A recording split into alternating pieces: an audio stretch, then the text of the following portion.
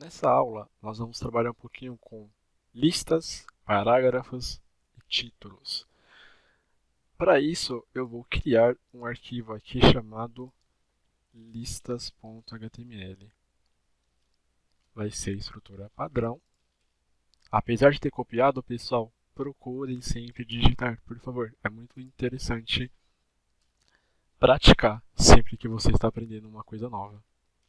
Tá ok? Aqui, ó, estrutura padrão, tudo bem? E aqui eu vou colocar um título. Título, como o próprio nome diz, é um, um texto em destaque para visualização.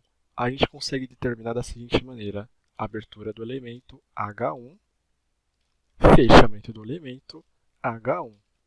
Perfeito? Só que um detalhe: tudo que a gente quer que tenha destaque, a gente coloca dentro desse elemento. Título. Salvei. Voltei no nosso site aqui. Aqui, ó. Voltei no diretório e vou clicar sobre listas HTML. Olha só, título. Títulos, a gente consegue determinar 6 tipos. Do 1 ao 6, sendo o número 1 aquele que tem maior destaque. E os outros têm menos destaque. Tá ok?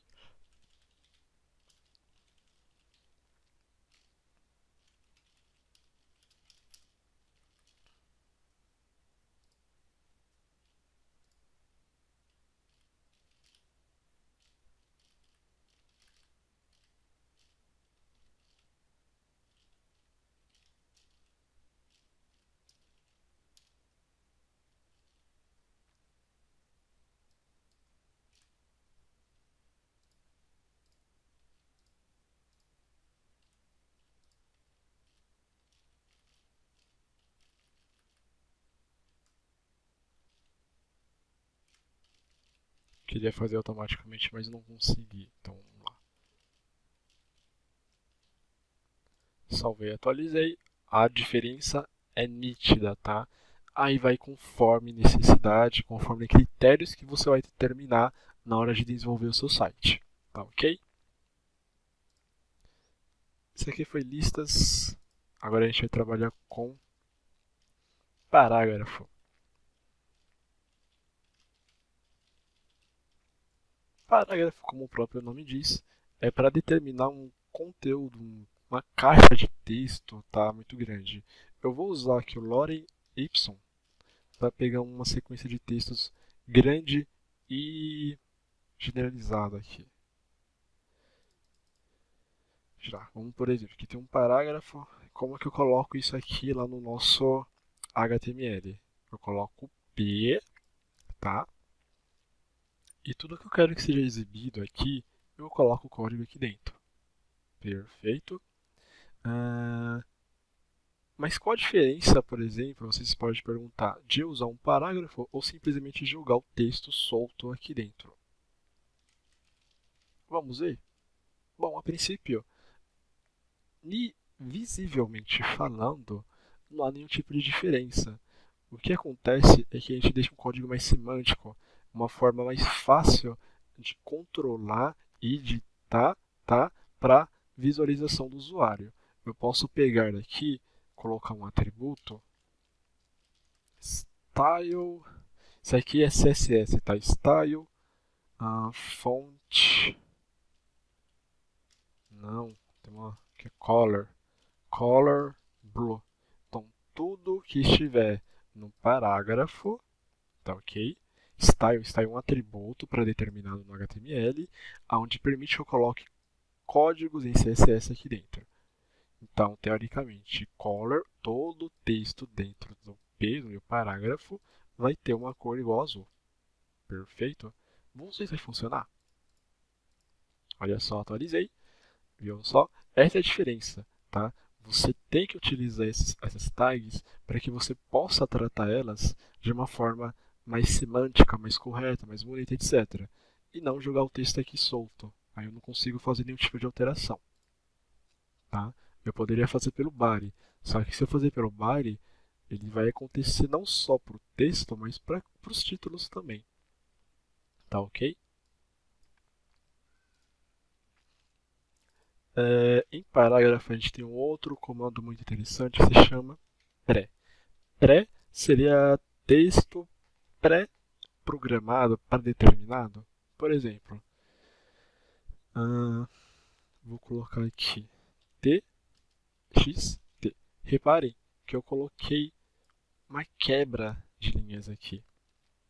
Tá? Eu coloquei t, daí enter, coloquei x, daí enter, coloquei t, daí enter. Em tese, se eu fizer a mesma coisa dentro do parágrafo, o resultado vai ser diferente. Por exemplo, colocar um outro parágrafo, só que com a mesma coisa. Aí você me pergunta, vai acontecer a mesma coisa? Aparentemente sim, né? O conteúdo é o mesmo. Só que não, porque o elemento é diferente. Eu vou voltar a atualizar. Olha só o que aconteceu, pessoal. Aqui, o primeiro txt, ele corresponde ao meu parágrafo, tá? Ele pegou e indentou todo o código numa linha só, mesmo quando eu coloquei essa quebra-linha aqui, eu dei um Enter no final. Enquanto o pré, ele colocou o texto da forma que eu digitei aqui no meu editor de texto, o Sublime Text, tá? Aí fica a seu critério, né, qual você utiliza. Acredito que o P seja o mais utilizado, tá? Porque pelo pré também, mas pelo P você consegue fazer aquelas edições utilizando o CSS. Também acontece com pré, tá? Fica a seu critério utilizar uma das maneiras. O que é importante aqui é você saber a diferença, tá? Para que você possa utilizar da melhor maneira possível. Esse aqui foi parágrafo, vou colocar aqui um H3. Só para ficar mais interessante.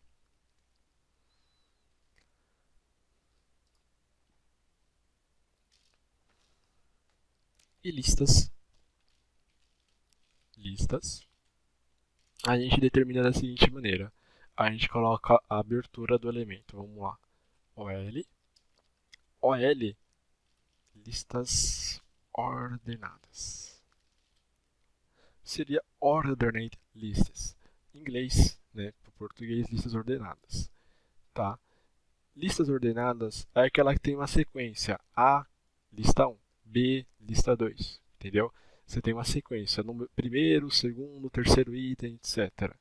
Ou em forma de números romanos, por exemplo.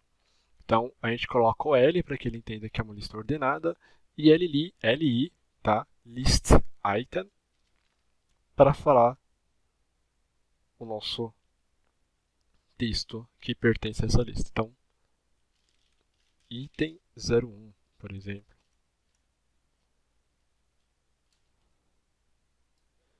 Vou vir aqui, Ctrl+C, só para vocês verem a diferença, colocar 3 itens. Salvei, atualizei no nosso navegador, olha só. Ele colocou automaticamente aqui para nós um ponto e o item 01 que a gente escreveu. Segundo, item 2, tá? Terceiro item, item 03, e aí por diante. Ele consegue fazer essa configuração automaticamente para nós, somente utilizando aquele comandinho OL. Perfeito? Agora eu quero mostrar para vocês uma set. Isso tem para todos os navegadores, mas eu prefiro utilizar no Google Chrome. A gente pode dar o botão direito e vir em inspecionar elemento. No de vocês, se vocês nunca utilizaram, provavelmente vai estar aqui na parte de baixo. Deixa eu ver se eu me recordo onde que eu faço a alteração da posição dele.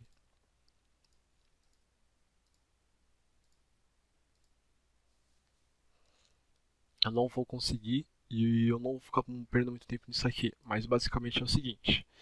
Eu quero que vocês prestem atenção que na aba Elementos ele colocou todo o nosso código HTML, inclusive os comentários.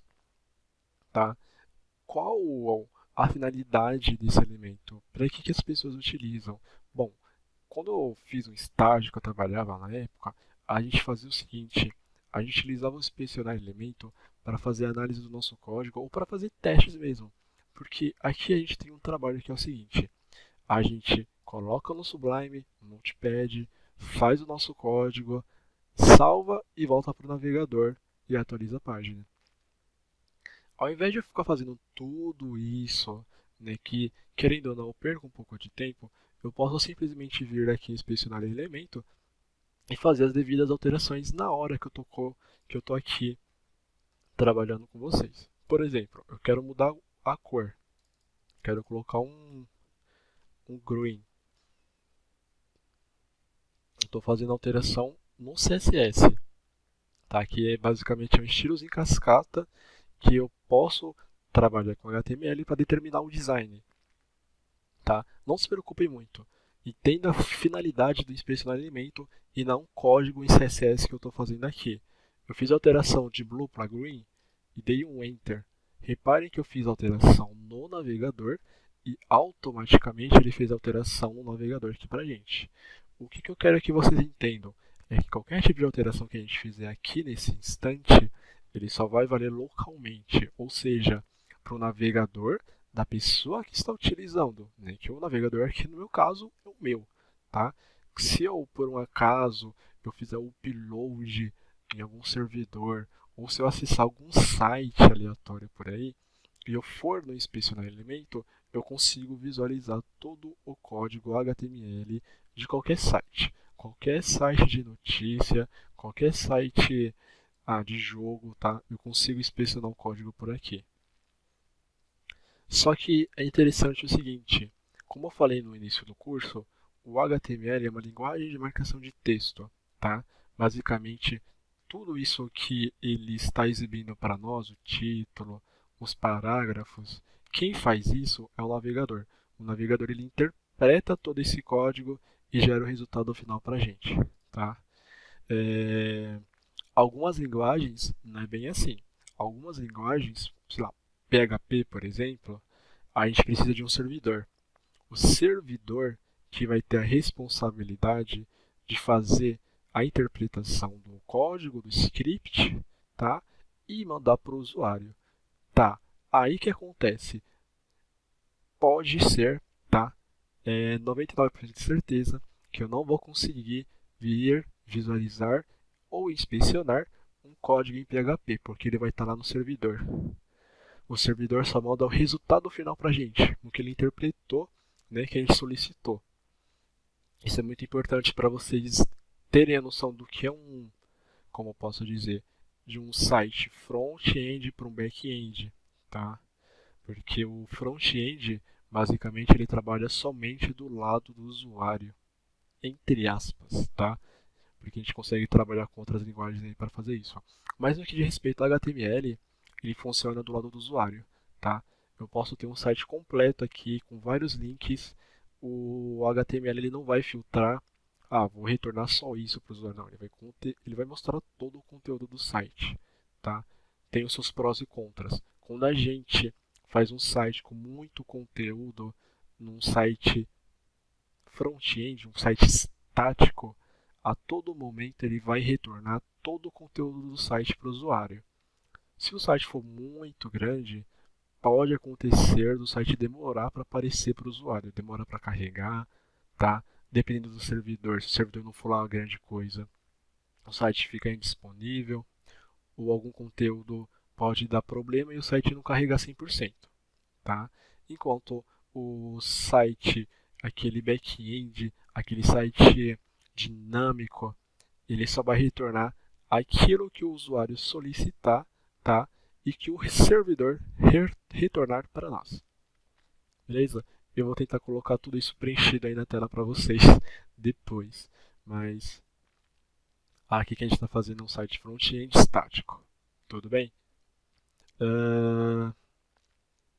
Parágrafo, listas. Tem uma última lista que se chama listas não ordenadas.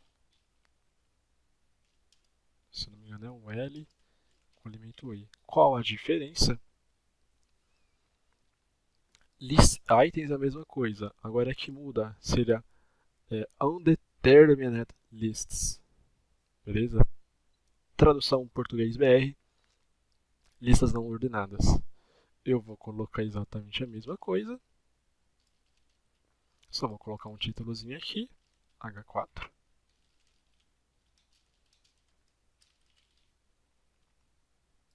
E aqui eu vou colocar um H4 também.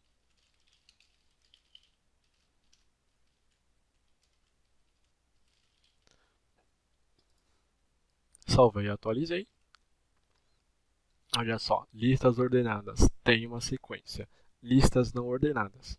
Ele só coloca um pontinho para identificar que pertence a uma lista, mas em tese não segue uma regra de ordenação. Tá? A gente tem alguns atributos que a gente consegue determinar a forma que é exibido. Por exemplo, eu posso trocar um número 1 por uma letra, por um número romano, maiúsculo, minúsculo, etc.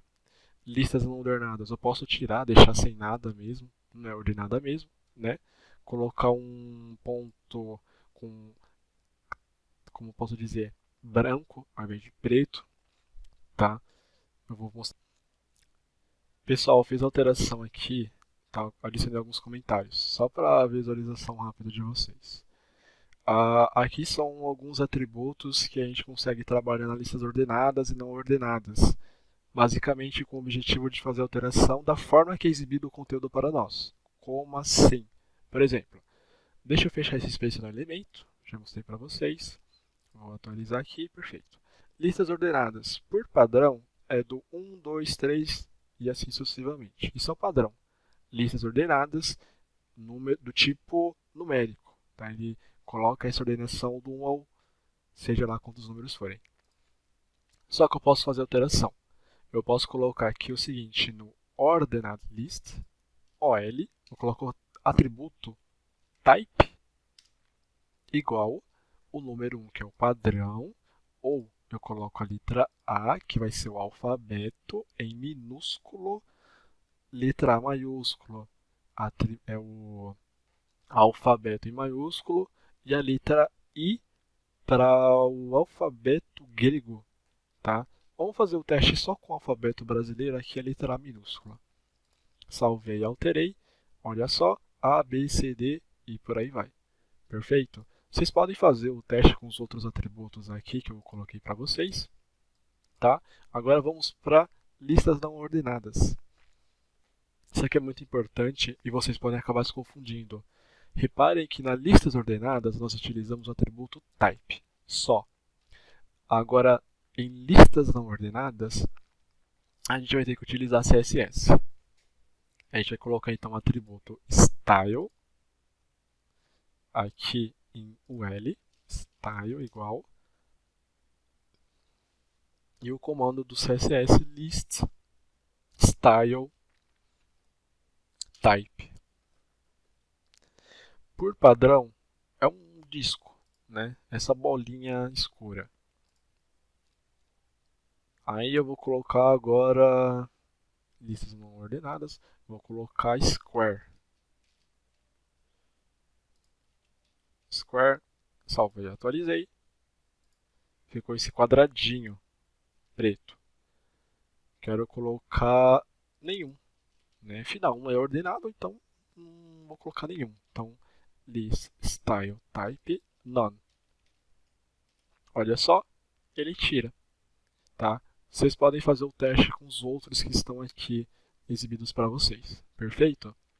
O que é importante vocês notarem é a diferença no tipo de atributo. Em ordenadas, a gente utilizou o atributo type do próprio HTML. Listas não ordenadas, tivemos que trabalhar com o atributo style, que faz referência a CSS, tá? E utilizamos o comando em CSS list style type e o nome aí, o resultado. Perfeito?